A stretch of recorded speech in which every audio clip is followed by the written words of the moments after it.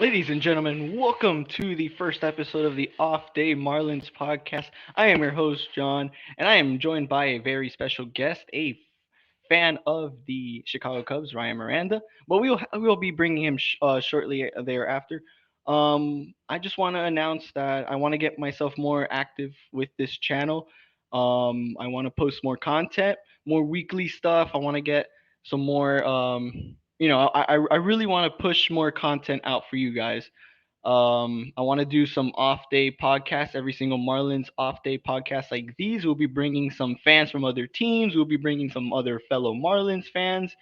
We will also be doing like a weekly top plays, top players of the week video, and some throwback content as well. So stay tuned for that. Definitely a lot to come.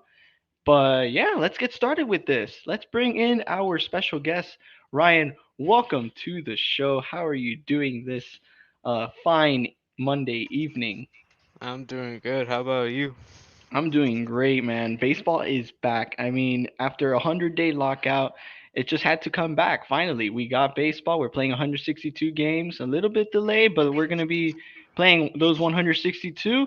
And we got some brand new rules like the expanded playoffs and all that fun stuff. Let's talk a bit about the Cubs. The Cubs right now, playing the Rays right now as we speak. How do you feel about the Cubs coming in to this game right now? Uh, I really feel like it's gonna be a close game because the way the Cubs have been playing right now, it's been surprising to me.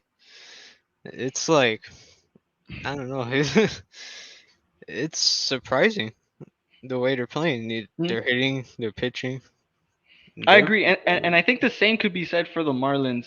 Right now we entered with a record of 4-5, just a game below 500 to start off, which is pretty good because the Marlins typically start off very, very slow.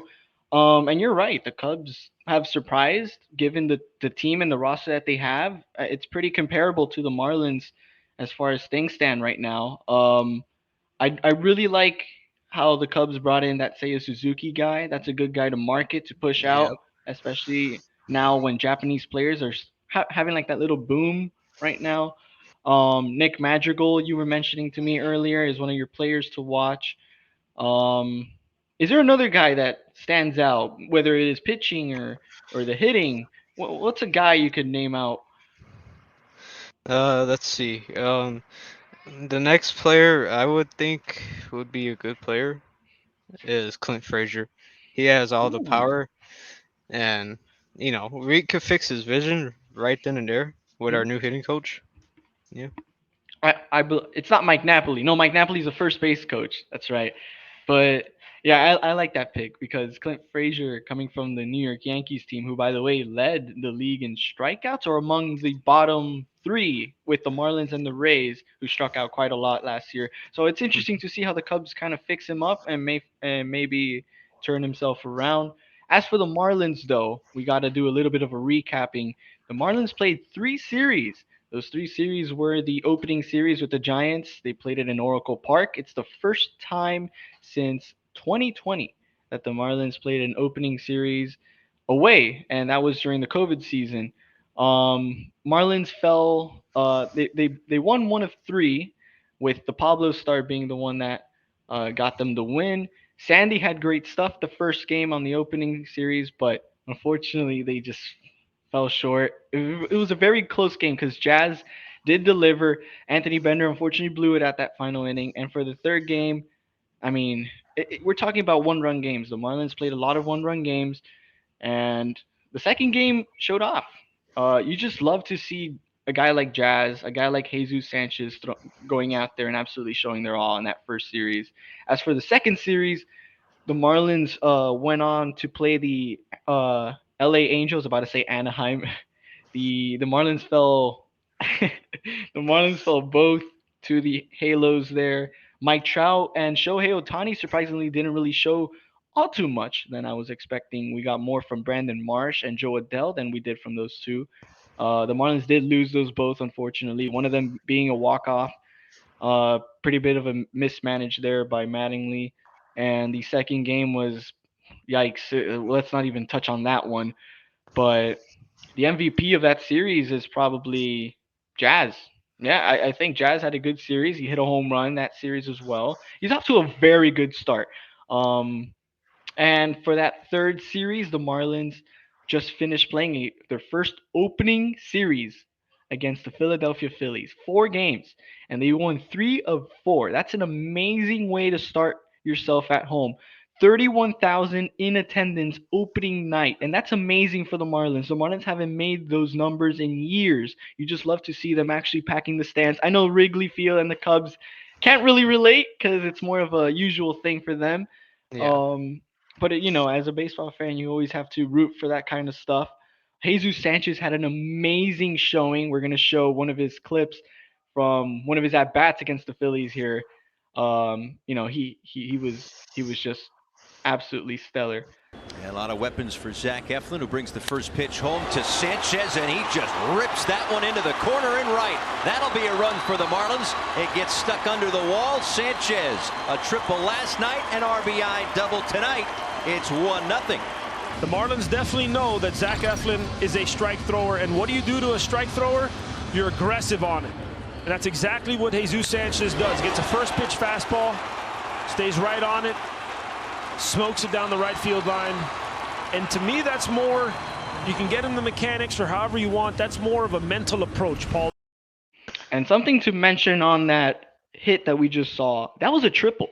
And sure, a triple is something that comes on a rarity, but the Marlins hit 5 triples in their first 4 home games of the season.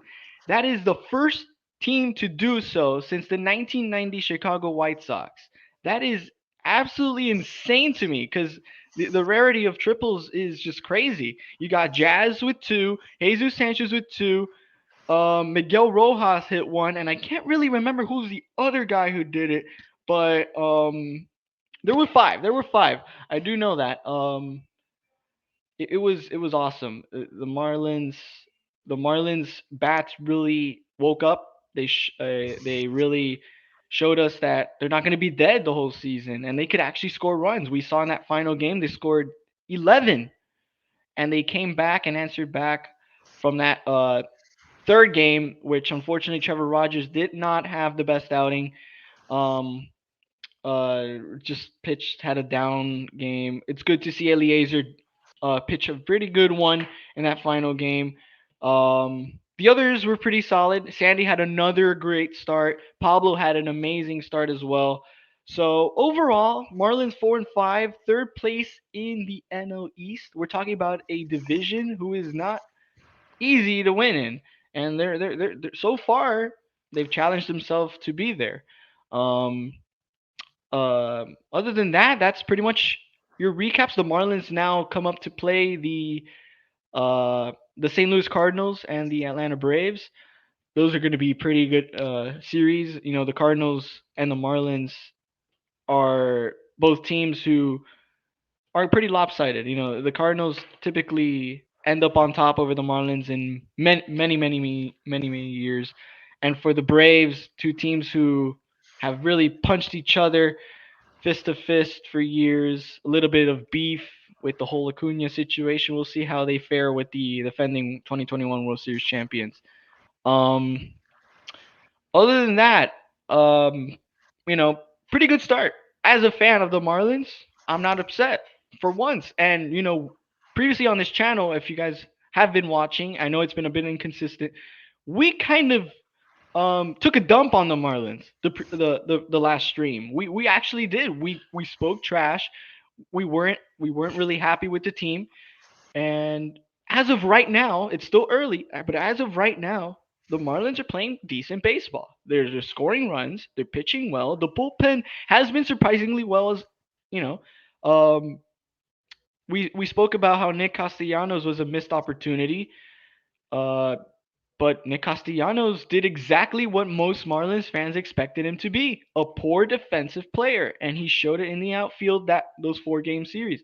He did hit a home run though. So yeah, it's really favored the Marlins as of right now. A little underrated candidate I want to point out is Brian De La Cruz. Brian De La Cruz every time you put him out to play, he's hitting baseballs. It doesn't matter. He's just going to go out there, he's going to play his best, and he's going to get you a couple knocks. And that's exactly what this Marlins team needs. They need to hit, they need to get a board, and they need to show the league that they're not a bottom feeder. As simple as it is, we're going to take it back to 2020 on that one. They're not a bottom feeder. And I think the same could be said for the Cubs right now. Seiya Suzuki won uh, the player of the week for the National League. How do you feel about Seiya, by the way? I haven't really been watching the Cubs games, but Seiya Suzuki, from what I've seen, has been absolutely incredible. Oh yeah, Seiya Suzuki. He could hit. I love his swing, and he's very patient at the plate. Mm. He Oh yeah. knows the MLB zone by now. He's adjusted to it right now. Mm.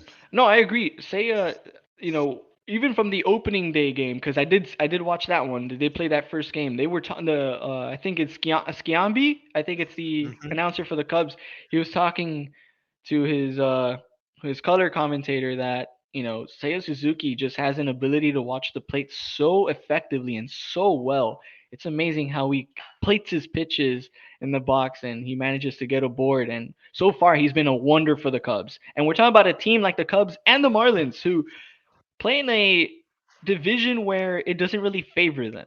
To be fair, because I think personally the NL East is a little bit more competitive than the NL Central right now. I think the NL Central, as of right now, is basically the Brewers and Cardinals division to win. I don't think the Cubs are there. However, they could surprise if everybody plays up to their full potential and standards. If Patrick Wisdom goes crazy, if um, what's his face? He's the outfielder. What's the other? Schwindel. There it is. The other one. If he also has another great year, he was a good guy coming in late into the year for the Cubs. Hayward is a little bit old. I'm not really expecting too much from him. Uh, Wilson Contreras, uh, Marcus Stroman. That's right. He was Yeah, a he Marcus was a Stroman. big ad for the Cubs. Tell me about that rotation too. That rotation, it's very decent. If we could get our pitchers healthy, like Wade Miley and That's Azole, right. They have Miley. Yeah, yeah, it could be a very decent rotation. that's But right. with Justin Steele right now, Justin Steele is doing very well. Oh yeah, Justin Steele. It's Alzole, I think it's his last name. Yeah, Zach Davies is on the Diamondbacks, so yeah, that was he's that in was the a time. good one to get rid of. I didn't really like him. Braylon Marquez, one of their top Yeah, prospects. So the Cubs aren't really that far away. One of the things that I've been mentioning to my friends most of the time is that trading their core isn't really the end of the world. It's a heartbreaker to fans, of course, because you never want to see them go. But the Cubs have money. Unlike the Marlins, the Cubs have money. They sell tickets, they spend. They got Seiya Suzuki, who has been amazing for them so far. I know it's early, but he's been amazing. And if the Cubs just revamp their farm system a little more, they could get better. But back to the Marlins, the Marlins did make a move. They sent down Dan Castano to AAA after closing the second game of the series, and they called up Paul Campbell. Personally, I'm not really a fan. I mean, it's just a small move, really, in the team for the bullpen. That's like their first one this year. Um, Paul Campbell hasn't really been doing all too well in AAA. He's been allowing too many hits, too many runs. He just hasn't been effective. Dan Castano, I honestly wanted to see a little bit more of. He is expected to be called back soon. Um, Maybe as a potential starter if needed. If some guys are short on rest, we'll see. But since the rosters are currently expanded to 28, it's good to have that flexibility. We talked about that uh in the previous episode a couple weeks ago. Um, Personally, I would have done for that extended roster. I would do a pitcher and then like an infielder or something, but they decided to go full pitchers on that. But yeah, I think as far as that goes, Marlins and Cubs, don't sleep on them. It's early, but don't sleep on them. And speaking of the Cubs, you know, it's it's you know it's two teams who have really yeah, they're very close. And me and Ryan here, my fellow guest, We've been friends for a long time. The Cubs won the World Series in 2016 when I first met him. So it was cool. It was cool because a team like the Cubs, who have historically, since we've been friends, have been really, really good in the postseason, sellouts. It's a successful franchise, right? Sure, they had the 108-year drought. The Marlins were kind of in the 70 wins, and then they traded everybody. Jeter came in, the whole rebuild happened, and then the Cubs just kind of stood there, right? 2020 came around. Marlins did beat the Cubs in the wild card, which came as a shocker because most of everybody had the Cubs winning in 3 or 2. Yu Darvish was on that rotation. Um, Honestly, the Cubs being in the similar spot to where the Marlins are kind of makes us feel a little bit more integrated as fans because we kind of feel each other's pains at this current point. Um, but for the Marlins, there has been some offensive struggles. A guy like Jesus Aguilar hasn't really been all too well at the plate so far. He's starting to show strides. Same could be said for Miggy Rowe. Miggy Rowe is a guy who was very consistent on base last year. He was, pretty much getting some hits here and there, but he's off to a dreadful start in the beginning. And let's not even mention Brian Anderson, who started the first series on a super, super cold slump. However, for Brian Anderson, we're talking about a guy who plays in the bench. Brian Anderson is not starting games. He just started games, and he had an amazing catch in that fourth game against the Phillies, and he's really starting to waken up the bat. It's good to see BA with the new cut, looking like 2018 Brian Anderson, 2019. It's a nice blast to the past. That's when Brian Anderson was really, consistent getting those bases. So it's nice to see that motivation come to his senses. Um, but definitely, there's a lot of room to cover. You're not going to expect Stallings to hit 20 home runs this year. Pretty decent. Um, Now for trade candidates, you know, I know it's still very early, but the Marlins this June are either going to show us if they're going to be throwing the towel early on or are they going to be competitive, even if it means not making the playoffs. At least showing that they actually want to try. Um, Personally, I've seen this being thrown around. One of my friends, our friends, Alex Carver from Fish on the Farm, has reiterated it many times. He mentioned Aguilar being one of the candidates with the expiring contract. They did extend them, but I still see it. You got to make spot. You got to make a spot there for Lewin Diaz. Lewin Diaz is destroying the baseball in AAA. Um, I'm still a big fan of Bryson Brigman. Bryson Brigman uh, deserves a spot. Uh, you know, as for the minor leagues, Max Meyer has been absolutely lights out. I mean, is there anybody that's going to stop that guy? Yuri Perez, the guy who's been marked as untouchable, up to a okay start to the minor leagues. He's definitely going to recover. I don't see a world where Yuri is going to struggle this year. Maybe a bit, but Yuri Perez, man, only 19 years old in Double A. We're talking about a team like the Marlins being so high on a guy like that is absolutely incredible. It's flattering, in fact. Not many teams are so intrigued in their farm systems like the Marlins are with Yuri. It's awesome to see. It's good to see, more talent flourishing from the minor leagues. And for Class A, the 2021 first round pick, Khalil Watson. I mean, if we're talking about not being able to stop a guy, Khalil Watson has been unstoppable at the plate. And finally, are the Marlins going to produce a bat?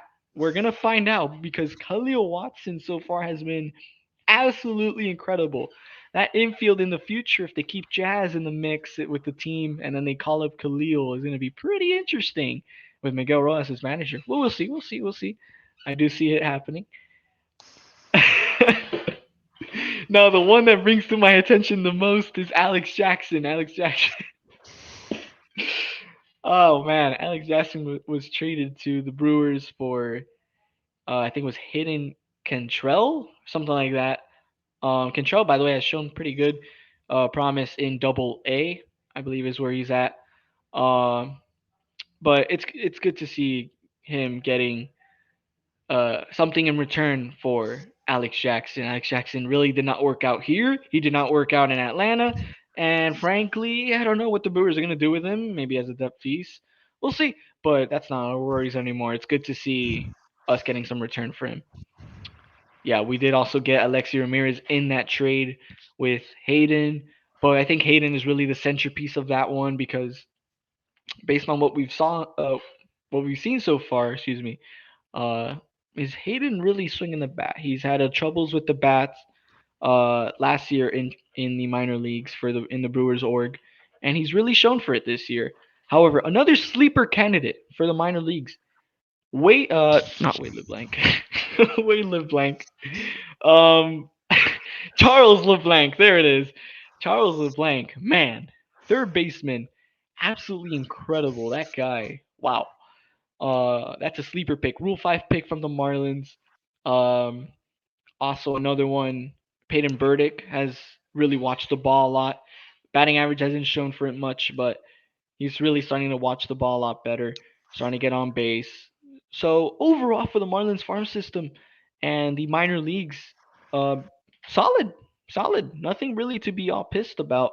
The Marlins have shown us that hey, this could be a fun year, and we'll see what happens. Um, Now the Marlins, as we mentioned earlier in this pod, um, they are playing the St. Louis Cardinals tomorrow and into a three-game set this week at Lone Depot Park. They're Jordan Hicks, I think, was one of the announced starters for them. Wainwright was another one. And the third one was, I think, Cody Whitley, or it was I saw the name earlier. I can't really remember, but interesting set for the Cardinals. Their rotation is a bit questionable for me. Wainwright has been consistent all of his career, but I don't know. It doesn't seem as established as the Marlins, and that's me being honest, not even biased. I think I think the Marlins kind of edged them out as far as rotation goes. Even the Cubs could edge them out rotation wise. Um, you know, Luzardo takes the nod for Game One tomorrow. Luzardo came off a 12 strikeout performance. 12 strikeouts. That's incredible. Jesus Luzardo in a trade for Starling Marte back in the trade deadline last season. A lot of people kind of asked questions. I don't know about this Luzardo guy, but hey, he's working with one of the best in the biz. Mel Stoudemire Jr. That guy knows how to run his pitchers. It's awesome to see him, starting to turn his career around and really starting to find his way here in Miami. Um, but overall, Sandy is the other starter, and Pablo takes the nod game three. I personally think that given what we've seen so far from the Marlins rotation, have there been no more Trevor Rogers starts, I could see them edging out the Cardinals at least in two of three for this series. It's kind of hard to bet on that though, because the Cardinals have their devil magic. I'm sure Ryan with the Cubs knows a thing or two about that, and he Yeah. despises the Cardinals. Historically rivals, Cubs and Cards. Uh, I think. Do you think it's hard to gamble on a two of three wins against the Cards, or do you see more of a one of three? Because I can see either. It's just really really hard to play around with the Cards. They did lose a big one to the Brewers yesterday, and the thing is that they're often noted as one of the top defensive teams in the MLB, and their defense didn't show off that last game. I saw the highlights. It was weird, but um, as a Cubs fan, are you going to be rooting for the Marlins this week? Oh, you betcha. you You know it. betcha. It's good to see finally, you know, both sides coming together for this one, and it's such a perfect timing to have you on this stream because rivals of the Cardinals, Cardinals coming to town. You guys are currently facing our state rivals, or yeah, state rivals, Tampa Bay Rays over there in Chicago. So it's kind of nice to be in the same boat in a sense. Although the Marlins really don't have an established rival, to be fair, but I think the tough series to look out for is not going to be the Cardinal series. It's going to be the defending champions, Atlanta Braves. Wow, I mean, they're off to a okay start. They're about 500 right now. No Acuna. Marcelo Zuna's back though, so there is a friend. Um, Other than that, the Braves don't have Freeman anymore. They do have Matt Olson, who they brought home. So it kind of worked for both sides on that front. I don't see the Braves backing down any moment soon. It's going to be a tough series for the Marlins. I don't really see good stuff coming out from that series, although we have Rogers coming out for that one, as well as Eliezer and Luzardo for that one. So I think the one guy you really want to look out for in that series is Trevor Rogers. It just has to be Trevor Rogers. You have to hope that guy comes out there, shoves again, and you kind of have a sigh of relief after a bad start against the Braves. Not good what we saw in that last game against the Phillies. Blowouts do happen, bad games do happen as well. But from what we saw from Trevor Rogers at start, can't be done again. It's concerning if it does occur again. We need Trevor Rogers to be on his A game, back to his form, and consistent. Good, kind of what we saw from Eliezer in that last start. Started off pretty cold against the Angels in his first start of the season, and brought himself together back for the his next start against the Phils. Um, I see the Marlins taking one of three on that one, kind of balancing themselves out. I think I'm starting to really see this team. It's still early, as I said. I think this team has a window to hit 80 games, 80 wins, excuse me. I think if they keep it 1-3, 2-3, they start balancing it out like that. It's not like last year we would get swept or win one every so often. It would be okay. It would be okay. As for all Marlins, big stuff coming. I have a big post coming on my Instagram. Twitter's doing awesome. By the way, I want to say thank you to those who got me to my next milestone. We have hit 300 followers on my Twitter account. Awesome. Thank you guys. I know some of my tweets have awesome to see. But yeah, I appreciate the support. The Instagram, we also hit another milestone on the Instagram, hitting 2,000 on that one. So once again, thank you guys for that one. So milestone after milestone, and it's all because of you guys. Other than that, one of the things I wanted to look forward to for this episode, Ryan, was comparing the Cubs and the Marlins, and this time we're gonna do it in roster form. I'll show you guys just in a second. So basically, what it was that me and Ryan were to compare both of our rosters, who we mentioned earlier are pretty similar. Cubs and Marlins, uh, both teams who, as of right now, are going to undergo through some lows and highs here and there. We'll be going in order. We're going to be mentioning who our catcher is, how do we feel about them, who has better overall stats or overall uh, player physique and whatnot. Um, we'll begin. Catcher, Marlins. We're going to be doing our starting lineup. So we're going to be going with Jacob Stallings on this one. Jacob Stallings, wow. One of the most underrated defensive catchers in the league. That guy, wow. Can't sleep on him. He doesn't have a good bat. He did come clutch for the Marlins in that first opening game series, but it's just amazing to see the Marlins finally have a catcher to depend on.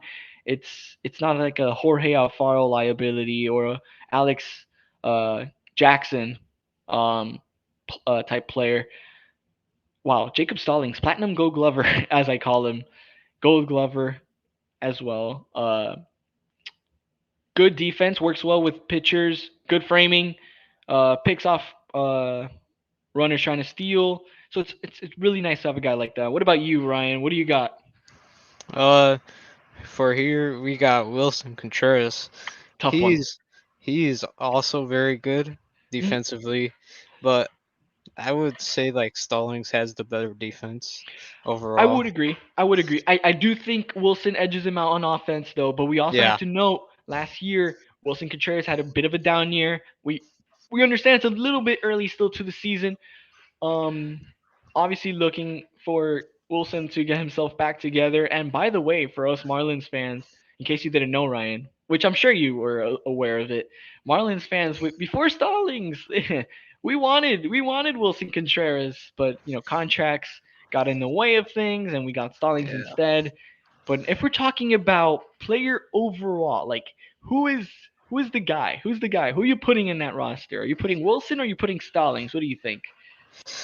And it's a very, very tough one. It It's is. it's very hard to decide. See, the Cause question is, like, are you going to go defensive first, offensive second, or are you going to go offensive first, defensive second? Because the thing is with catchers, their market isn't the best as it was. These days catchers don't really. How do you put this into better words? They don't. They just don't last. Their hitting is kind of bottom, below average. Uh, it's more about defense. I would say personally. What do you think? yeah, I agree. I, So I think as of right now, sitting right here, do you think I would personally say Jacob Stallings has the edge on Wilson Contreras? yeah. All right. So we're going to be starting it off with Jacob Stallings taking the first nod there, getting the catcher spot from Wilson Contreras. For first base, though, we're going to be tossing Jesus Aguilar on this one. What about you guys? We got Frank Schwindel. Ooh, another good competition. What can you tell me about Schwindel? Schwindel last year, he was amazing, He amazing. was. He was a good He emerging bat for the he Cubs. bursted out of the scene, batting over 320 in like 50 some games. Hmm. Oh yeah. He he could also hit for power. Mhm. He has some pop in his bat, but his defense is not really that good. And that's the part that first basemans kind of don't have to worry about because Yeah. as for first baseman, um, defense comes at second, honestly, for them Hmm. because most of them are kind of bulky and they just kind of worry about getting on base, hitting the ball. Um, Marlins have Jesus Aguilar, a guy who they get on base a lot, big clubhouse guy, even though that's kind of to the side for this specific list. Um, we spoke about him being a potential trade target in the future. Uh, Other than that, personally, right now, if I was sitting right here, I'd probably give the edge to Schwindel. And why I say that is because given what we've seen from Schwindel in this last game, what is it? He had an OPS plus of 164, which is absolutely incredible. Um, you know, Frank Schwindel, if he keeps those numbers up, hey, can't sleep on the guy. He's gonna be good. He's gonna be good. We're gonna give this one to Frank Schwindel here. As for second base, Marlins have their up and coming, hopefully, next All Star, Jazz Chisholm Jr., Did you who's guys off just to go? Did you guys just go Jacob Stallings over Wilson Contreras? yes. Oh my Yeah. god! I'll let you keep going, but what the? For second base, we got Jazz Chisholm, who is off to a phenomenal start. Um, Dude has just been crazy, and many have complained about him batting ninth. Personally, I'm not really against it. I do understand the whole at bat circumstance. One of the things I'm not a fan of for Jazz is that Mattingly keeps benching him. I'm not really too much of a fan of that. I do think you got to go out there and give the kid, more ABs, even if it means going against arms that he's not really good at. You kind of need him to throw himself out there, understand the struggles, adjust to them, and continue his woes. That's how it should be. But they're benching him, and other than that, Jazz has been incredible. The dude is producing runs for the team. He's gone yard. He's hit triples. What else do you want the guy to do? He's been crazy. What about you guys? What do you got at second? We got Nick Madrigal at second base. Oh, A very, very good on base hitter. He could wow, hit for contact. And he wow. does good, very good with two strikes on him. Yeah, that's a tough one. Tough one. Tough one. If I'm not mistaken, Madrigal came off the Craig Kimbrell trade, right? If you don't say Jazz Yep. for this one, I think I'm gonna kill you both. No, no, no. I don't think it's What? Chaz. I don't think it's Chaz, and really because even despite Really? him having, you wouldn't say Jazz. I would say Jazz. It's Jazz over Madrigal. Madrigal was injured all of last season. Keep that in mind. health is a Yeah, big it's factor. Yeah, But I'm hey, making my 30-second appearance on John's pod, but yeah, Magic. Yes, Jazz over Madrigal. Jazz has more power. Number one, Jazz has more speed, and he's the mm, team's MVP at the moment. I okay. respect Nick Madrigal. I think he's a good player, but remember, he was injured last season, Mm, so it's very uncertain. Although he's had a good start this season, I will say. yeah, but I think the Cubs, what they did good here was gambling Jazz is hitting the hitter friendly ballpark. I mean, in a pitcher friendly in a ballpark. pitcher friendly. There you go. There you go. And Yep. Wrigley is a very hitter friendly ballpark, and Yep. that's what Madrigal's hitting. So Good those are point. some things to keep in mind when you compare Jazz and Madrigal. It's Mm. a great comparison, but Jazz edges him out by a mile. Oh yeah, yeah. I think after you said that, you did make a great point. I think Jazz does edges him out right now, but you kind of gotta give the Cubs credit here. The Cubs traded for this guy for a freaking reliever, and sure it's Craig Kimbrel, big name one, but a guy who they just don't have to worry about his contract anymore. That's as big of a W as it gets. Sure Magical was hurt last year, but wow, Cubs did a good job getting a guy like that.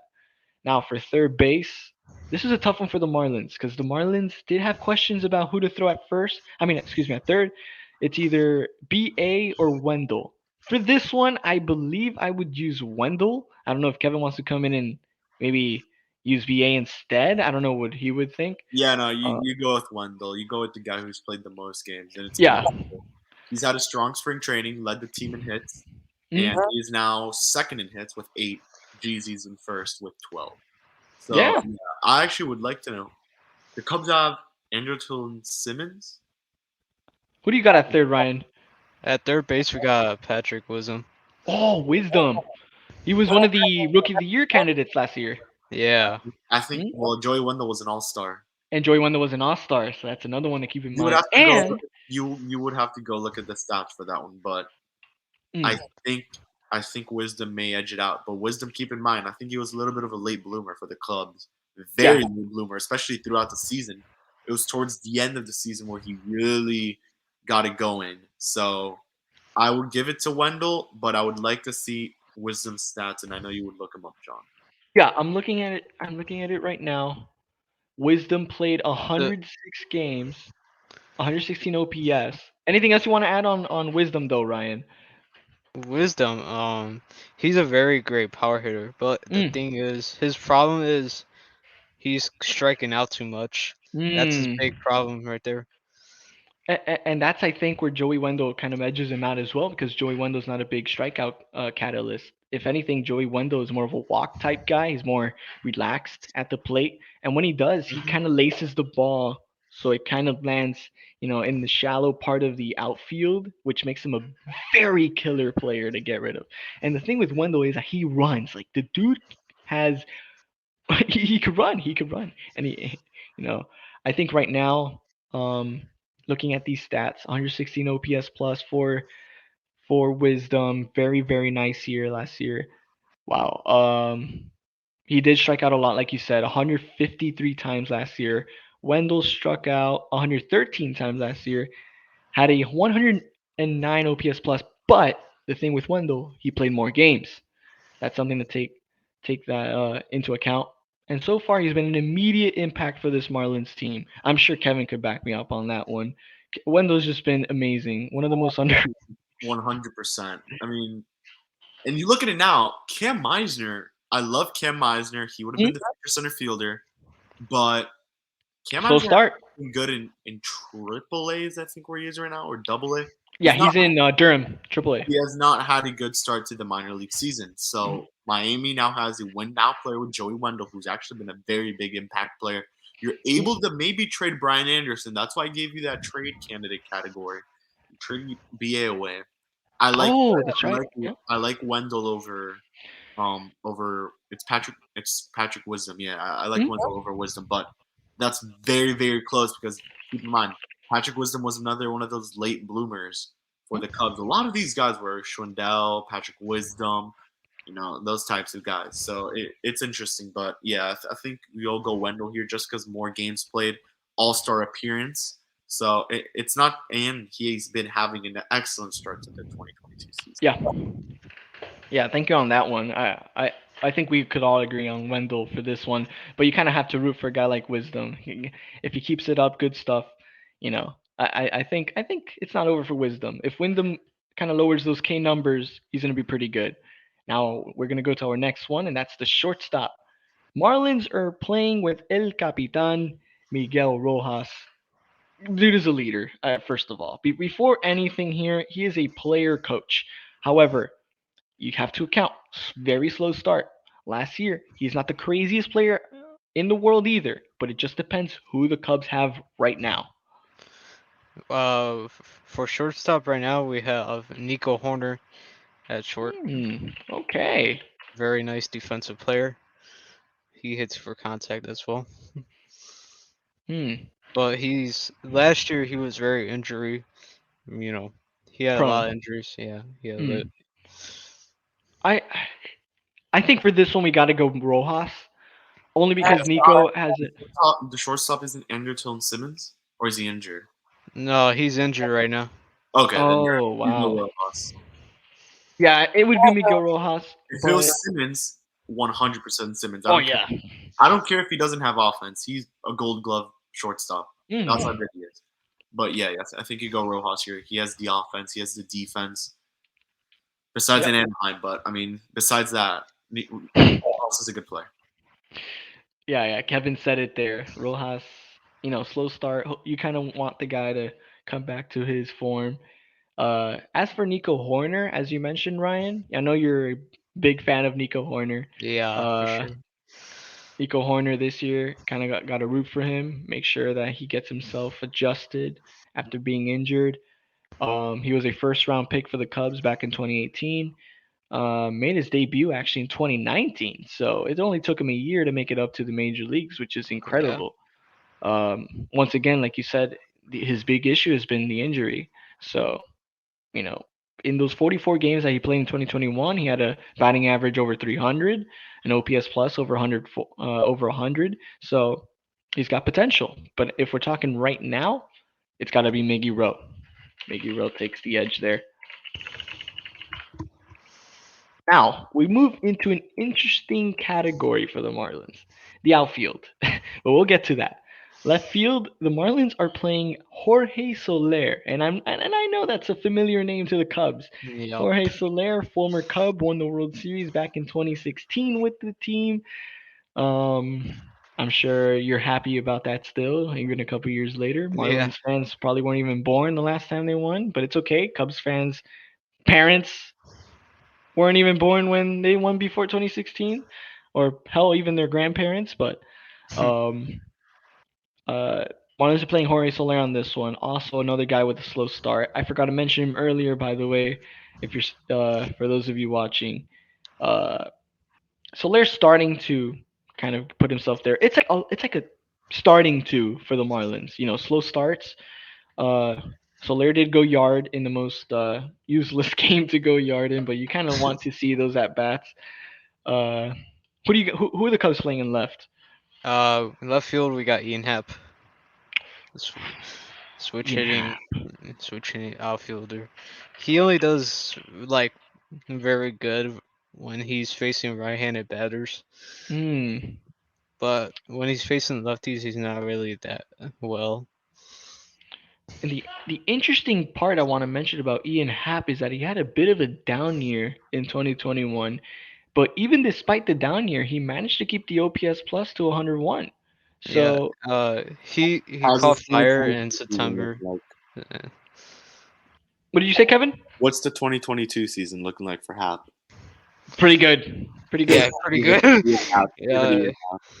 I Yeah. would Wow. say at least Ian Happ. I love Soler. He's a Cuban guy. I got the solar powered T-shirt for breaking. Yeah. Shout By the out. way, for those of you watching, check out the Fish Stripes store. Check out the Marlins Fish on the Farm store. Good stuff out there. I was one of the lucky candidates to win the giveaway. Go check out their stuff. I'll post their stores in the link down in the description below. Uh, Make sure you guys look out for those more to come. But yeah, back into this. I think you kind of have to go Ian Happ over Soler for this one. Yes, Yeah. Jorge Soler did win the World Series MVP last year. I'm sure I'm gonna get that a lot, but based on what we've seen so far, and based on what's to come, it's got to be Ian Happ. Ian Happ takes left field. Yeah. Now for center field, this is where things get interesting because I'm sure Ryan was looking at the news to see if Brian Reynolds was going to go to Miami at some point. Yeah, I But was looking at it. that unfortunately did not happen. The Marlins instead planned to put Jesus Sanchez in center field, which is interesting because Jesus Sanchez is more seen of as a corner outfielder kind of guy, not a commanding center fielder guy. But so far he's done decent in center field, and his bat has been absolutely electrifying. Um, but it's interesting there for the Marlins to put Sanchez out there. Hopefully, you kind of want to root for the guy to stay healthy. Health is a big factor, especially when changing positions into something that's a way bigger role. What do you got, Ryan? I was gonna go with Michael Hermosillo, but Hayward took over center field because Saya Suzuki. Yeah. Hmm. So I'm gonna go with Hayward at that point. Yeah, and the thing with Hayward is obviously the age, number one. That's the Yeah. one thing you think about. Jeezy. You go, It, Jeezy. I'm it's sorry. it's got to be Jeezy. The one thing you gotta throw out there is the age. The guy had Yeah. a good 2021 season. Hmm. And the guy's arguably the second best player on the team in 2022. Yep. Yep. Like, he's doing it all. I don't know if he's hit a home run this season. I assume, yeah, he hit Jesus two of them. Sanchez? Yes, Yeah, he hit two. two. He's Anaheim. hit two. He's hit two. Mhm. Come on, how can you not give it to him? And you know what's impressive? And I'll say this now for the Marlins Phillies, they did not hit a single homer No, in they in did the not. 7-1 win and the 10-3 win. It was based off of all RBIs and triples. That's how good Yep. this offense could be. And yes, the first game Garrett Cooper hit the homer. I love you, Garrett Cooper. I love you, Coop. Now we move on to this next list. We got right field. The Marlins are using Mm, Avisail Garcia. This one, it looks Here to like say a this, no-brainer for the Cubs. It's yeah. Saya. it's Seiya. It's Seiya Suzuki. Seiya Yeah. Suzuki. I mean, dude has been wow. I mean, even looking at his stats makes me go wow. Avisail Garcia has been off to a super cold start. You kind of want him to get back up there. He did hit a home run in the useless game where we lost like 10-3, but it's Saya. It's Saya Suzuki. Saya Suzuki takes the spot there, right field. I completely forgot to put DH. I'll slide a DH here quickly. Marlins have Cooper. Cooper hits the ball fairly well. I don't know who the Cubs have at DH. We usually switch around depending on who's the starting pitcher. Mm. But for DH, I'm gonna go with Clint Frazier. Oh, Clint Frazier. That's the guy you were Cause rooting for earlier. yeah, cause I don't know about Rafael Ortega. He had a good year last year, but I don't know if he's gonna keep it up for Yeah, you kind more of have years. questions for him. Yeah, it's a tough one there. But I think in this one, either Frazier or Cooper, I think Cooper edges him out. Yeah. I do think you know. Cooper Um, edges it all. He has power. yeah. He has it all. He doesn't strike out like 30 million times. So, Mhm. no, See the it's thing Cooper. with Cooper Although though. I like Clint Frazier. He would have been a future Marlin. Keep that in mind. But um, That is nah, true. it's Coop. He has the power. He has the better defense. When it's the defensive oriented, you look at it. Although it's DH, Cooper's the better defender. So I'd give it a Hmm. Coop, but it's not by much because Clint Frazier could be having a good season. I haven't looked at the stats though. Yeah, yeah. Damn, I I got myself involved in your pot all of a sudden. hey, you seem intrigued. One of the interesting parts about the whole situation is that if Frazier has himself a good season, the only way he could edge out Cooper is health. If Cooper goes down on injury, and we've seen it a lot of times, Frazier might edge out by the end of the year. We'll see. But now we head on to a very Marlins favorable Yeah. slot.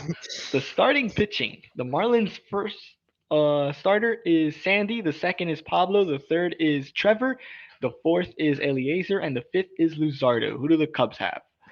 All right, so we have Hendricks one, Justin Steele second, Marcus Stroman third, fourth Mm. is Drew Smiley, and fifth is basically like an opener. We just Wow, so they don't even have a fifth.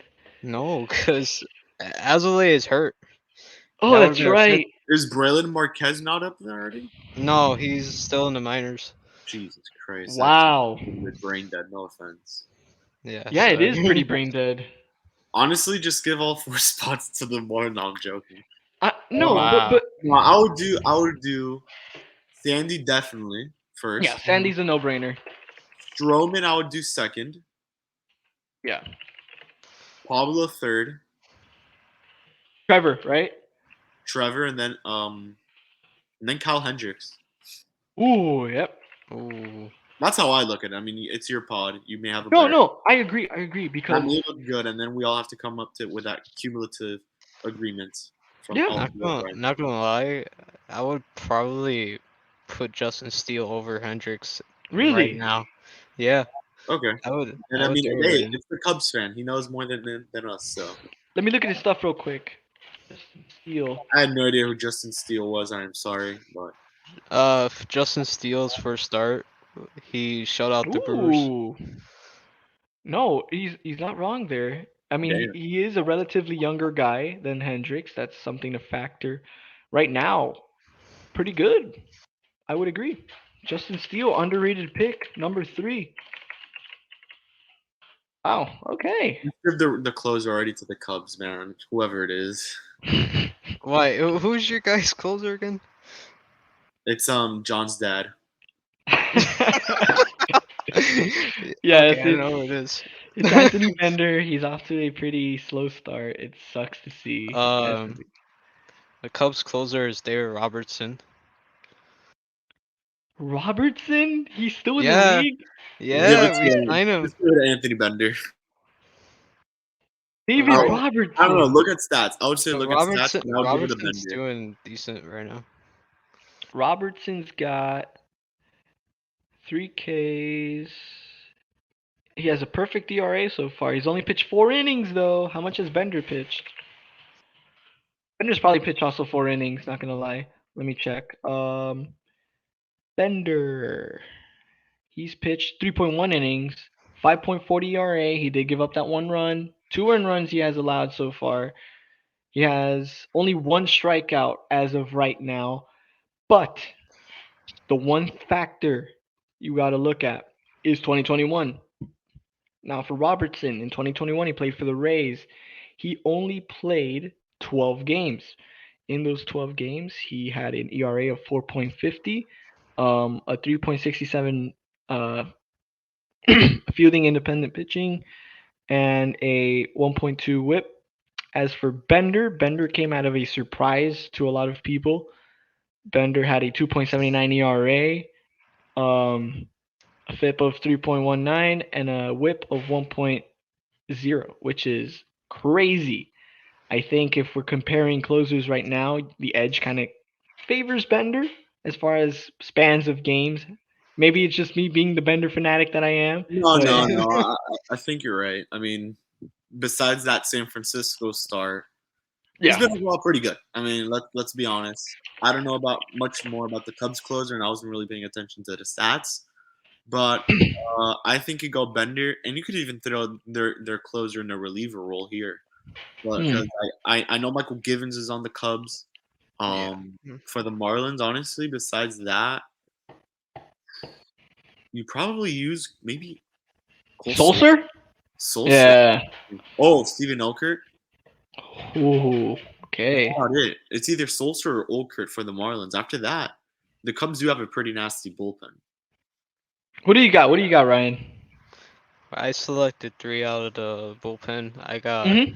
Keegan Thompson, uh, Ian Thompson. Okay. Rowan Wick. I also put in Ethan Roberts. He has a very, very nasty stuff. He has a Ooh. nasty slider as well. I like Rowan Wick. Shout out to Jake Arrieta retiring. Yeah, Oh my yeah. god. Cubs It legend calls it it hurts quits. me kind of, but last year was like ill. Yeah, that's right. But hey, he brought that championship, got a couple no hitters, Hmm. had a phenomenal career. I like this Rowan Wick guy. Wow. Okay. I'm thinking. So just split it and do Okert and then the other guy. hmm And then Wait, at would you the do end, Oker or Sulcer? I'd do Okert. Okert's been so much better. Yeah. Steven Oker, Rowan Wick. And now the third pick. This is going to be the big battle. I got Cole Sulcer on our end. Cole Sulcer in 2021. Let's see. By the way, who was that third guy you mentioned, Ryan? Uh, I said Ethan Roberts for the last one. Ethan Roberts. I'll go look at him in a second. Wow. He played Sulcer played 60 games for Baltimore last year, 2.70 ERA, a 1.2 whip. Wow. Cole Sulcer was crazy last year, and he's off to an amazing start for Miami so far. And for you said Roberts, right? Ethan Ethan Roberts, there it is. Ethan Roberts. Okay. Ethan Roberts, 24-year-old, just made his debut. Yeah. Hey, pretty good start to his career too. He just gave up a little home run. Go with something more established, I would say. Yeah, I Michael, would say how's Michael Givens been? Uh, he's been decent as of now. Steve Givens. Givens been pretty good. If not, give it a Sulcer at this one because Sulcer, remember, in 2021 he played in Camden Yards, maybe one of the most hitter-friendly balls, Yeah, and he yeah. managed to put up So those stats. Tanner Scott is another player who's been pretty damn good. hmm And named Anthony Bass's Fish, Bass 2.0. in the last game Givens pitched, he was he had bases loaded with one out and he He got got out out of of the it. jam. And it Okay, was at Coors Field, the most hitter friendly park. okay. But I think that's a really interesting one. So it's either Cole Sulcer or Givens. Personally, I don't know. Looking at the stuff, Givens last year he pitched 54 games, 3.35 ERA, 1.3 WHIP. Solid, off to a good start with Chicago. But the better stuff in 60 games, Cole Sulcer. From what I've seen, I think Cole Sulcer has the nastier stuff. Um, a little he kind of edges Givens out in stats. Uh, I think personally, doing this list, we could do Cole Sulcer on this one. And thinking about it again, I think I might give Contreras the nod for catcher over Stallings, just for now. I do For think now, yeah. I You think I better. think You better. I disagreed with that completely. I mean, yes, Contreras had a down year, but that guy has an absolute that guy's a hose. He he has a is. hose of an arm. He's one hell of a hitter. He's a power hitter. Mm, Arguably, probably the best player on that Chicago team. So come on, mm, you got to give it to Wilson Contreras. I mean, yes, I love Jacob Stallings, Gold Glove catcher, best defensive catcher in the league. Still got to give it to Contreras though. yeah, I think overall this is a pretty good team. Now, for the final segment, how many wins does this team get? If Hmm. healthy, how much wins? 80, 85. I'm 85 going. wins? I'm going I with think that's fair. 88. 88, you said? Mhm. 88, 80, 85.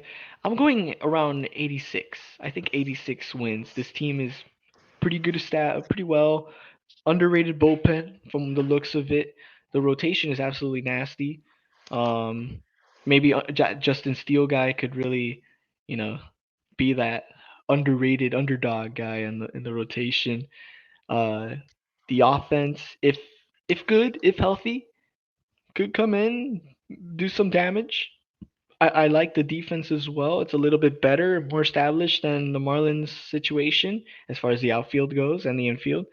The outfield, wow, Hap, Sanchez, and Suzuki. The only the only thing there is Sanchez in center, but um, other than that, wow, that's a good team. I like it.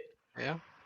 But yeah, this is the final segment of the pod. This is the first episode of the off day pod. We'll be doing much more of these. Ryan, it's been a pleasure and an honor having you here in Yep. the first episode of the off day series. I know the Cubs aren't off, but it's awesome having you on here for the first episode.